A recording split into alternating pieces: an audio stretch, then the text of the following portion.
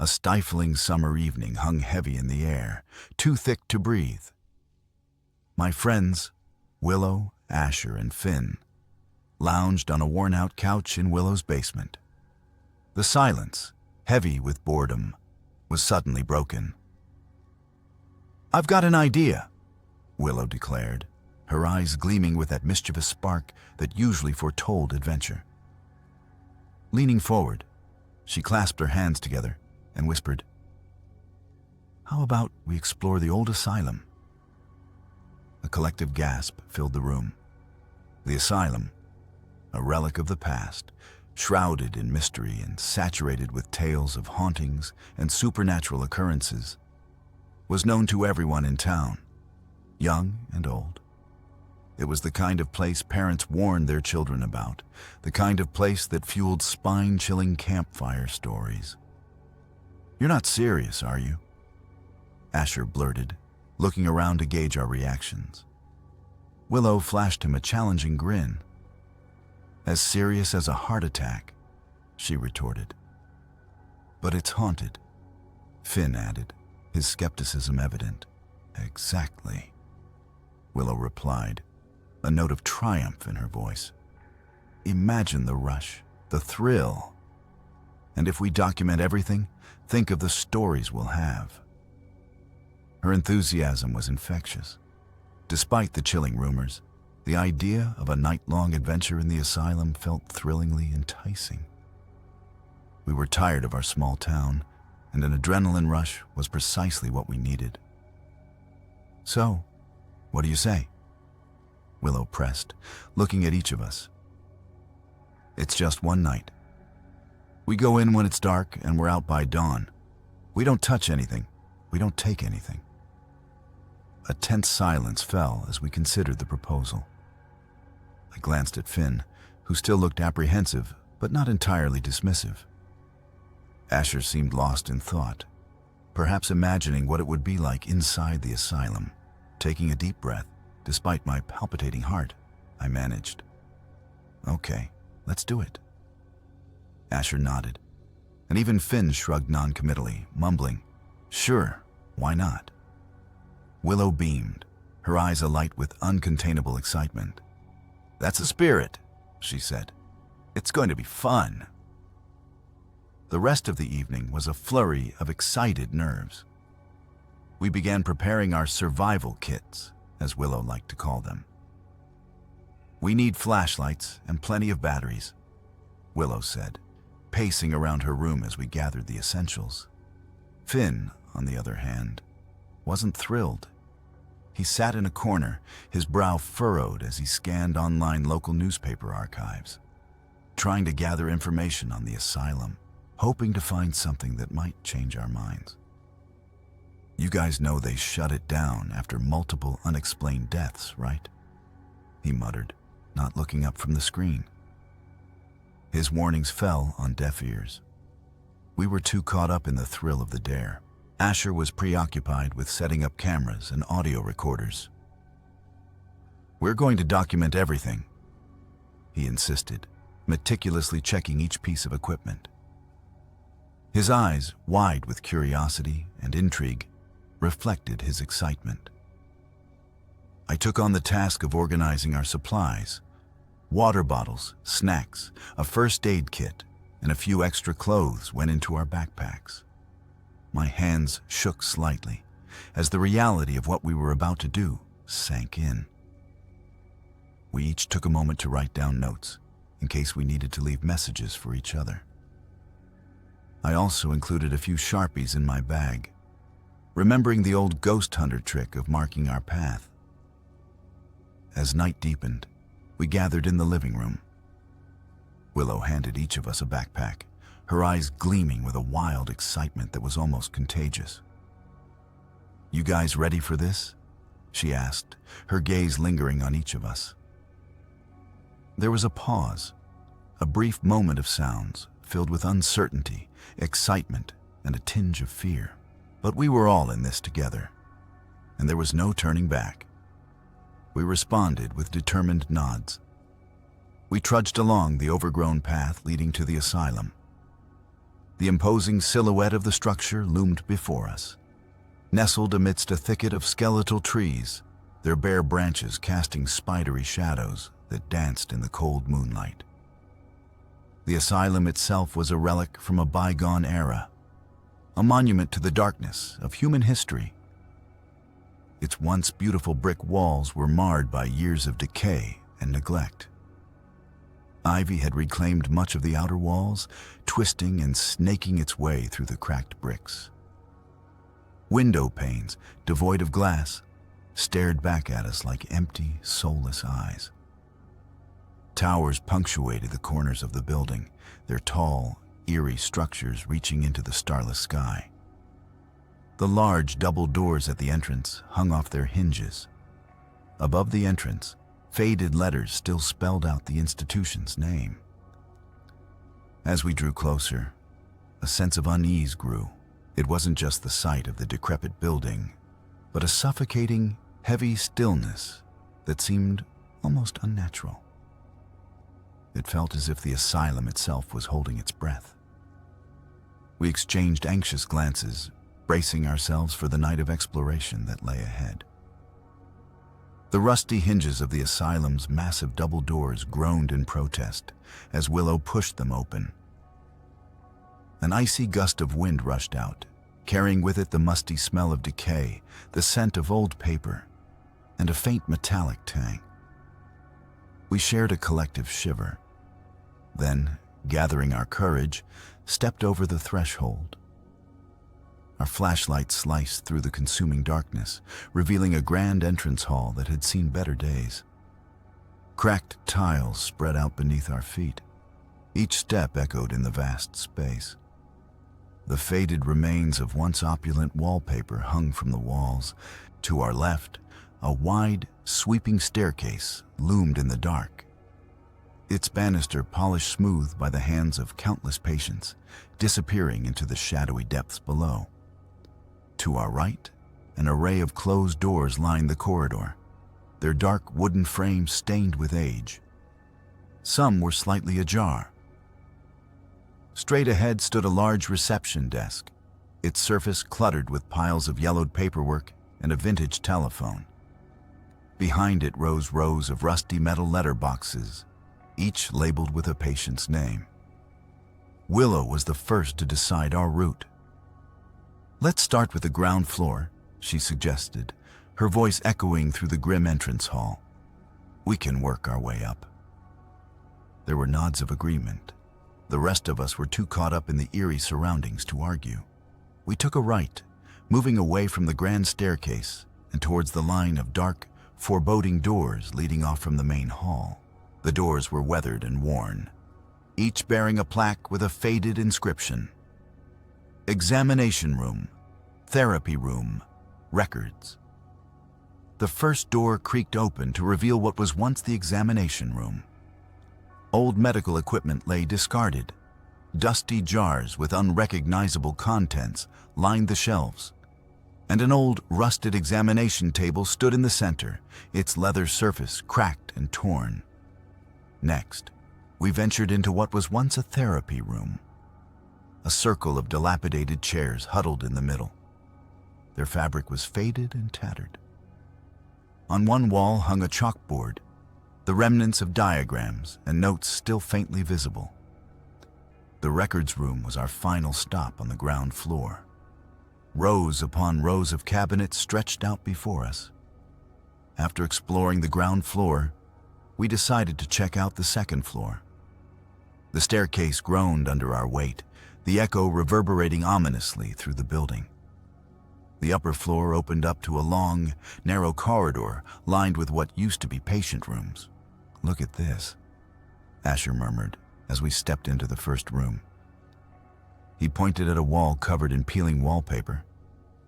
Beneath the paper, faint pencil markings could be seen, a crude drawing of a tree and a series of numbers. "Patients must have drawn this," he speculated, his voice filled with a strange mix of excitement and unease. Finn shrugged. Or it was bored squatters. His joke fell flat. The oppressive atmosphere swallowed the humor. I noticed his knuckles were white on his flashlight. We moved to another room, this one smaller, with a single window overlooking the desolate grounds. Willow was the first to notice the stains on the mattress. Dark blotches that spread like an abstract painting. "Let's keep moving," she said, her voice sounding slightly strained. "Wait," I whispered, picking up a small, tattered journal from a dusty side table. "It's a diary." I flipped it open to a random page. The entries were rushed, the handwriting shaky, full of desperation and fear. I read aloud a line. "They don't understand the shadows that whisper at night." A shiver ran down my spine as I snapped the diary shut. "Probably a patient," Asher suggested, his camera lens capturing the moment. "This place, it's a lot sadder than I thought it would be." "We're not here for fun, remember?" Willow reminded us, though her voice lacked its usual determination. She seemed far away, lost in thought, her gaze fixed on the dirty, stained window. "No, we're here because we're stupid," Finn muttered under his breath, loud enough for us to hear. Silence followed, heavy and thick, as we realized how far we delved into the heart of the asylum. The laughter and thrill-seeking from earlier seemed distant now, replaced by the eerie whisperings of the past and a growing sense of foreboding that we couldn't seem to shake off. As we continued our exploration, the atmosphere grew increasingly oppressive. Echoes of laughter and crying were heard, the sounds warped and distorted, as if coming from a great distance. The temperature dropped drastically in certain spots, and our breath misted in the cold air. We found ourselves standing before a large double-doored operating theater. Its observation gallery filled with rows of decaying seats. As we stepped inside, a blinding light suddenly flickered on, illuminating the rusted surgical table and antiquated medical instruments. Our hearts pounded in our chests as the light abruptly went out, plunging us back into darkness. Walking into the former dormitory, we heard the distinct clatter of bed frames, as if someone, or something, was moving restlessly. In the solitary confinement rooms, we felt the walls reverberating with low, mournful wails. Shadows seemed to gather and dissipate, forming human-like shapes before vanishing into thin air. "Is it just me, or do you guys see that too?" Asher murmured, his voice shaky as he scanned a darkened hallway with his camera. We all nodded, admitting to seeing the same thing. Our laughter and skepticism had completely evaporated, replaced by an unsettling dread. Objects began to move on their own. A rusted wheelchair rolled across the room, its squeaky wheels sending chills down our backs. A door left open slammed shut with a deafening bang. We found objects misplaced, though we hadn't touched them, their locations inexplicably shifted. "It's just our minds playing tricks," Finn insisted, his voice shaky, his eyes darting around nervously, betraying his words. "It's dark, we're tired and scared, we're just imagining things." Despite his rationalization, we couldn't shake the unease that settled over us. The asylum didn't feel just abandoned anymore. We stumbled upon a large, faded sign hanging over a heavy door that read, "Children's Ward." Willow turned the doorknob. With a soft creak, the door swung open, and we stepped into a world frozen in time. The children's ward was hauntingly still. A shadow of the once lively space it must have been. Rows of small, rusty iron beds lined the room. Their mattresses were rotted and discolored, each draped with a moth-eaten blanket, the fabric tattered and faded. A few of the beds still had dusty, neglected toys sitting on top. A one-eyed teddy bear, a wooden top, and a broken doll. Moldy storybooks and old playing cards were scattered across the floor. A peeling mural decorated one of the walls, depicting a cheerful sun and a vibrant rainbow, a stark contrast to the gloom that now engulfed the room. Faded drawings, created by tiny hands, were pinned to a corkboard. Their faded colors and innocent joy were a reminder of the children who once resided here. Near the corner was a small desk. An open ledger rested on it. The ink on the pages was long faded, but the neatly scribbled names and dates were still visible. The latest entry was dated almost 70 years prior. Despite the thick layer of dust and the obvious signs of decay, an eeriness hung in the air, a sense of lingering sadness. A chill swept across the room, making us shudder. It wasn't just the cold, but the realization that this place, once filled with the sounds of children, was now haunting evidence of their suffering. Suddenly, a hushed whisper moved through the room, so soft that it almost blended with the wind outside. We froze. Our eyes met in the dim light of our flashlights. "Did you guys hear that?" Asher asked, his eyes wide. We all nodded. "I'm sure it's just the wind," Finn quickly countered, a hint of uncertainty lurking beneath his voice. We didn't argue, but the unsettled expressions on our faces revealed our shared skepticism. Not long after, we started noticing shadowy figures flickering at the corners of our eyes. They disappeared as soon as we turned our heads, leaving us questioning if we'd actually seen anything. Willow caught one on her camera, a blurry form lurking in the background of an image. When she showed us, we all fell silent, the dread sinking in. Objects began to move on their own. A rusted wheelchair rolled across the room. Its squeaky wheels sent chills down our backs. A door left open slammed shut with a deafening bang. We found objects misplaced, since we hadn't touched them, shifting their locations. "It's just our minds playing tricks," Finn insisted, his voice shaky, his eyes darting around nervously, betraying his words. "It's dark, we're tired and scared. We're just imagining things." Despite his rationalization, we couldn't shake the unease that settled over us. The asylum didn't feel just abandoned anymore. Echoes of laughter and crying were heard, warped and distorted, as if from a great distance. The temperature dropped drastically in certain spots, our breath misting in the cold air. We found ourselves facing a large, double-doored operating theater. As we entered, a blinding light flickered on, illuminating the rusted surgical table and antiquated medical instruments. Our hearts pounded as the light went out, plunging us back into darkness. In the former dormitory, we heard the clatter of bed frames, as if something were moving restlessly. In the solitary confinement rooms, we felt the walls reverberating with low, mournful wails. Shadows gathered and dissipated, forming human-like shapes before vanishing. Asher suddenly disappeared. Willow called out his name, her voice echoing ominously, but there was no response. Only his camera remained, lying on the ground where he had stood. I picked it up, the weight heavy in my hands. We stared at each other, the gravity of the situation sinking in. "Let's split up," Finn suggested, panic edging his voice. "We can cover more ground that way." Willow shook her head. "No way. That's how people disappear in horror movies, remember? We stick together." We searched the nearest rooms, pushing open creaky doors and shining our flashlights into gloomy corners.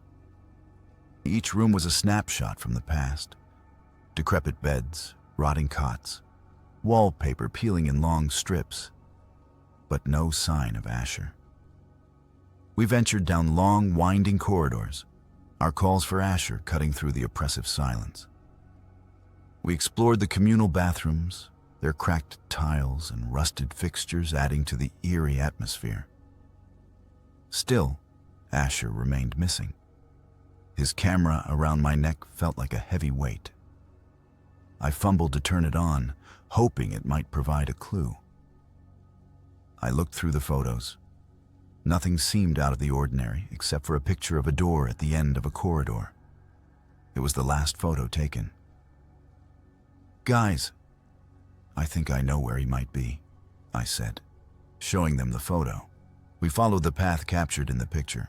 It led us to a secluded wing of the asylum, past the recreational area, now filled with broken equipment and overgrown weeds. We walked through the remnants of the kitchen. Finally, we reached the door from the photograph.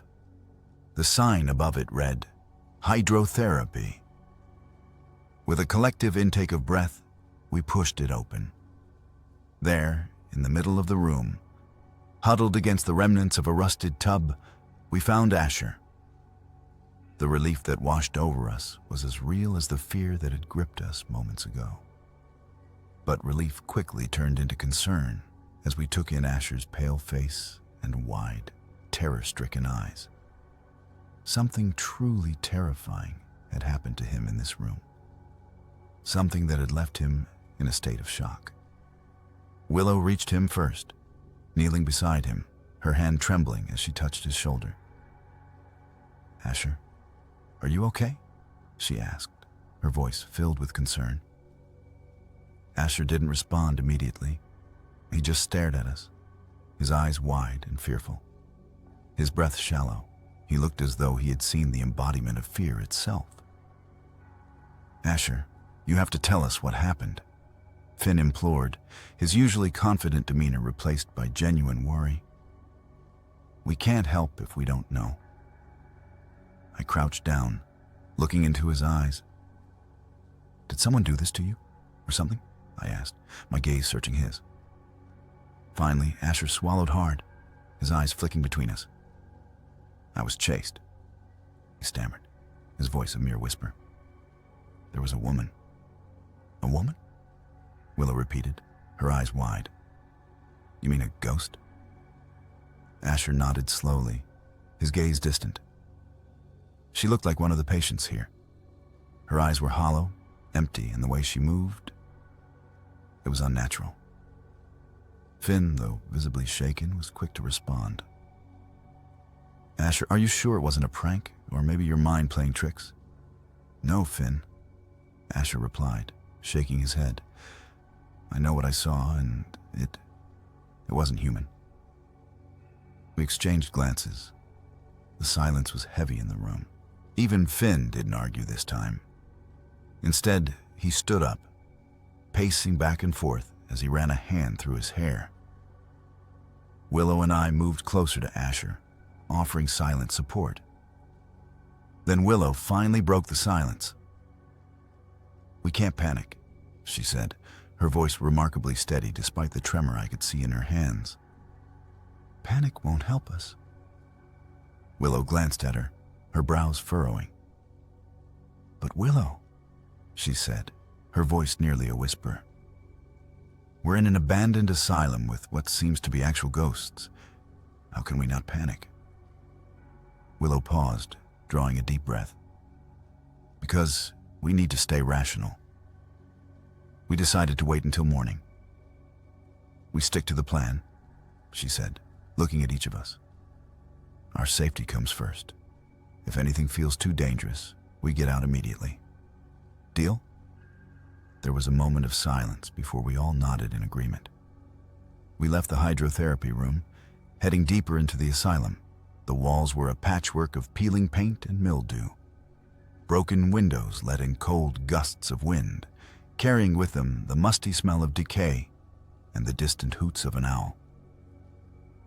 "We should check the east wing," Willow suggested, her voice wavering slightly. As we wandered through the hallways of the asylum, we stuck together, keeping our steps cautious and our breaths held in anticipation. "Guys, look at this," Willow said, pointing her flashlight at a spot where peeling paint revealed the edge of a door. Intrigued, we moved closer. This seems like a hidden door, Willow whispered. My heart pounded in my chest as I reached out, tracing the outline of the concealed door. It was cleverly masked, almost seamlessly blended with the crumbling wall. My hand found the cool metal of an old-fashioned doorknob, swallowed by layers of paint. With a deep breath, I turned it. There was a creaking noise, and the door swung open to reveal a small room. "Oh, guys," I said, my voice echoing in the silent corridor. "I think we just found something big." As we stepped into the room, our flashlights illuminated the dusty corners, revealing shelves filled with old cardboard boxes and forgotten items. Our footsteps echoed softly as we began our exploration. The room was filled with weathered cardboard boxes. Willow moved towards one, pulling it open.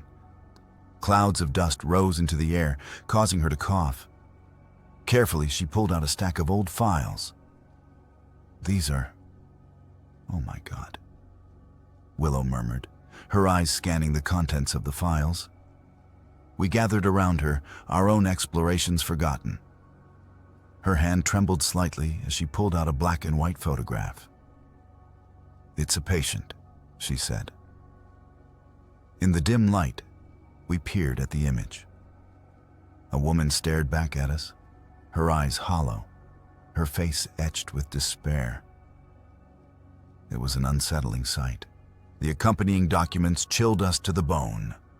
Medical reports, treatment plans, detailed sketches of invasive procedures, therapies involving electricity and water, and surgeries done without proper anesthesia.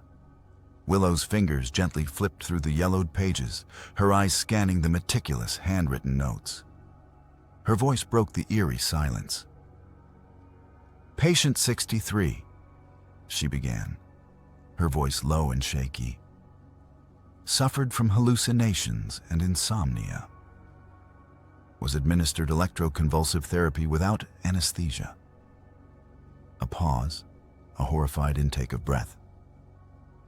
"The report says the patient convulsed violently and bit his own tongue, but was successfully pacified." A shudder rippled through us. I saw Asher close his eyes, as if trying to block out the vivid images appearing in his mind. But Willow wasn't done. She turned a page. The paper rustled sharply in the silence. "Here's another one," she said. "Patient 48, diagnosed with schizophrenia. Underwent an experimental procedure. I'll just read it." The doctor inserted a thin, pointed tool through the corner of the patient's eye. The tool was then hammered into the frontal lobe to calm the patient's excessive emotional responses. Her voice trailed off as she took in the accompanying sketches, and her face went pale. The room was silent, except for the soft whimpers Willow tried to suppress. The clinical language of the reports did nothing to diminish the sheer horror of the treatments. Each word painted a vivid picture in our minds, the suffering they endured. "The suffering they endured," Willow whispered, her voice echoing our thoughts. "It's unimaginable." And it truly was. The records painted a grisly picture of the asylum's history, a place not of healing, but of inhumane experiments and unending torment. "I think these are the spirits we've been seeing," Willow murmured, holding a photograph of a woman whose hollow eyes matched the description Asher had given earlier. A chill ran down my spine at her words. Suddenly, the whispers we'd been hearing seemed louder. The temperature dropped further. The sense of being watched intensified, as if the spirits were aware that we discovered their past. Without warning, a violent gust of wind swept through the room, scattering papers everywhere. We heard a low, agonizing wail, and then pain. I felt a sharp sting on my arm and looked down to see 3 deep scratches on my left forearm. Blood began to well up. Finn screamed in pain, clutching his ankle. Willow gasped. Her cheek suddenly bore a bright red mark. Only Willow remained unscathed. Her eyes were wide as she took in the scene. "We have to get out of here," she screamed, her fear finally breaking her composed mask. We were too shocked to argue. Leaving the hidden room behind, we stepped back into the gloomy corridor. Its eeriness was amplified now as we headed towards the stairs. Something strange stopped us in our tracks. The door to the stairs, previously open, was now closed. Finn reached it first, grabbing the doorknob and yanking, but the door didn't budge. "What the?" he mumbled, confusion etching lines on his forehead. He gave it another hard yank, and then another. But the door remained closed. A sense of dread washed over us as we rushed to check the other doors. The result was the same each time: locked. Even the windows, previously broken and gaping, were now covered with iron bars. It was as if the asylum had sealed itself shut, trapping us inside. "Okay, this can't be happening," Willow whispered, her face pale. "We were just in these rooms. The doors weren't locked." "But they are now," Asher said, his voice eerily calm amid the rising panic. "The asylum, it doesn't want us to leave." We exchanged terrified glances. The implications of our situation dawned on us. We were trapped inside the asylum, the doors locked as if by an unseen force, a force that didn't want us to leave. "We have to split up," Willow suggested, her voice shaky. "Search for any way out. We can't just sit here." Nods of agreement followed, and we spread out. I found myself heading towards the east wing of the asylum. The corridor here was narrower. The dim light from my flashlight danced off the cracked tiles. The once cheerful pastel-colored walls were now cloaked in a thick layer of dust and decay. The silence was oppressive, broken only by the echoing drip of water somewhere in the distance. It felt as if the very walls were holding their breath and watching me. I passed closed doors with rusted metal nameplates.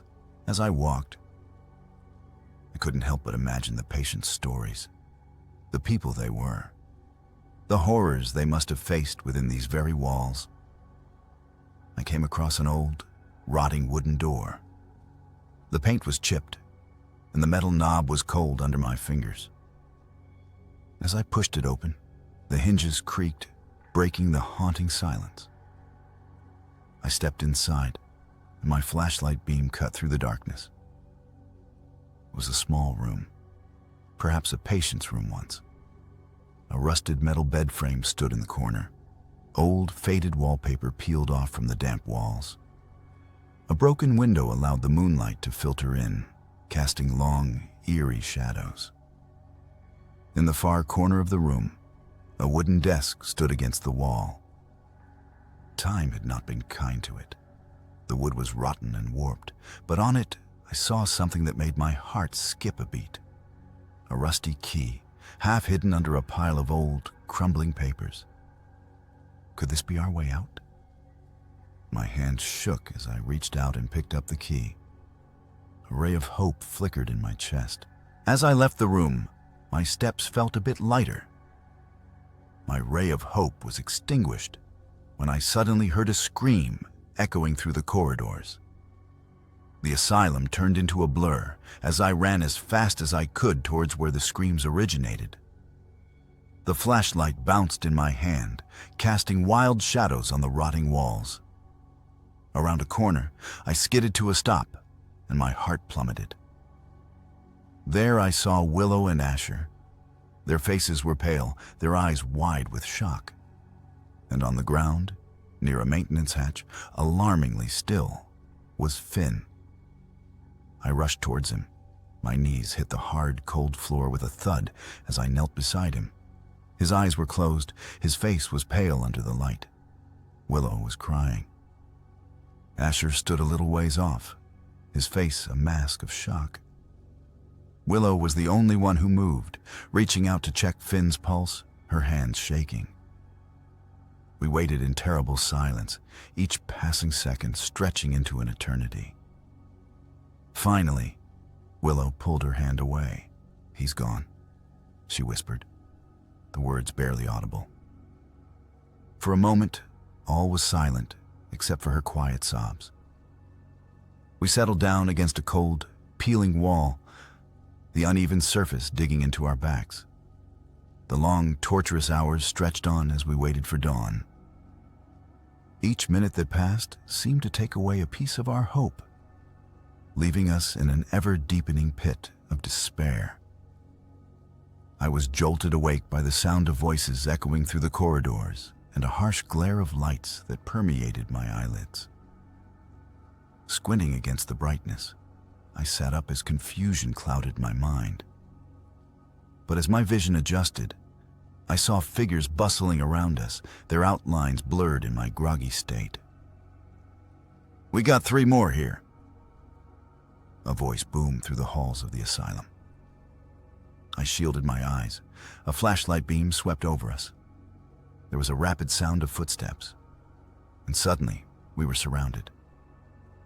It took me a moment to register the navy blue uniforms and the badges. It was the police. They were here. We were safe. I let out a breath I hadn't realized I was holding. Willow and Asher woke, blinking groggily at the sudden invasion of our huddled sanctuary. The officers helped us to our feet. Their faces were a mix of relief and concern. One of them, a tall one with a stern face, sat us down and handed us each a blanket. She introduced herself as Officer Johnson and told us that they had been called to check out the asylum. An early morning jogger noticed a broken entrance and gave us a call. We weren't sure what we would find, she explained, her voice softening a bit. It's a good thing they did. Who knows what could have happened if we didn't find you. As paramedics arrived to examine us, the weight of the night's horror began to lift slightly. But as relief washed over us, the image of Finn, alone and lifeless on that cold, hard floor, seared into my mind.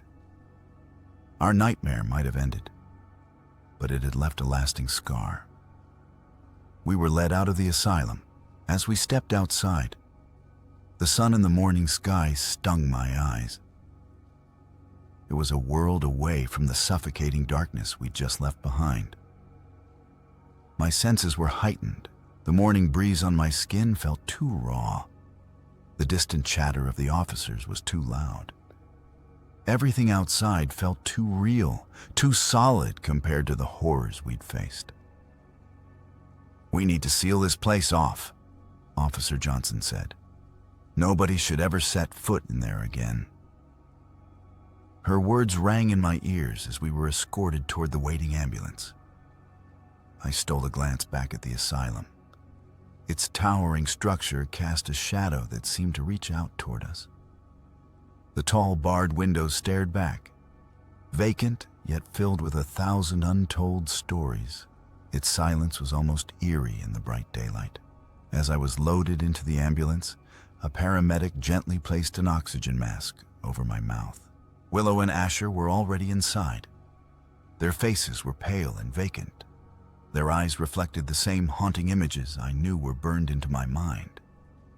Finn's lifeless body, the shadowy figures, the chilling whispers. They were all there, lingering in our shared silence. We were driven away from the asylum, leaving it behind in a cloud of dust. In the aftermath, our experience was dismissed as a tragic accident. Finn's death was deemed a consequence of the deteriorated building, an unfortunate accident. No one believed our accounts of the night. The asylum was sealed off permanently. Its legacy only lived on through whispers in the town and our memories. We were left with the weight of our loss and the torment of what we'd witnessed.